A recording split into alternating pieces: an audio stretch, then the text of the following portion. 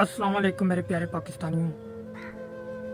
पाकिस्तानियों, खैबर पख्तूनख्वा बजोड़ में जिस तरह से छोटे छोटे बच्चों को शहीद किया जा रहा है, बुजुर्गों को, माओं को, बहनों को, पूरे पूरे घर उजाड़े जा रहे हैं, उनके लिए आवाज़ भी उठाएं और उनके साथ खड़े हो जाएं।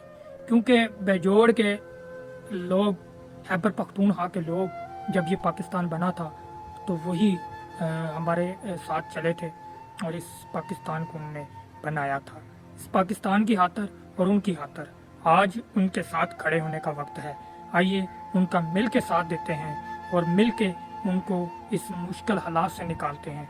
क्योंकि देखें, ये वही होने जा रहा है आज से जो 50 साल पहले हुआ था। अल्लाह ना करे ऐसा हो, लेकिन एक रियासत होने के नाते, एक मुसलमान होने के नाते आइए अपने मुसलमान भाइयों को, अपने मुसलमान भतीजों को, बेटों को, माओं को, बेटियों को, बहनों को जो है वो उनके साथ शाना पशाना खड़े हों, ताकि उनकी ये मुश्किलात में कमी आ सके। जिस तरह से वो आसमान, खुले आसमान तले बैठे हैं, जिस तरह से उनके ऊपर वाटर बम, मिसाइल दागे जा रहे हैं, सीधे फायर किए जा रहे हैं, ये तारीख में ऐसा कभी नहीं हुआ।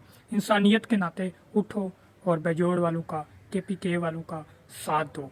क्यों कि आज इसलिए कि वो अल्लाह से मदद मांग रहे हैं, तो आइए उनका वसीला बनते हैं, खुदा दाद से मदद लेके और इस मुल्क के लिए, इस पाकिस्तान के लिए, उनके लिए खड़े हो जाएं और जदोजहद करें। बहुत शुक्रिया।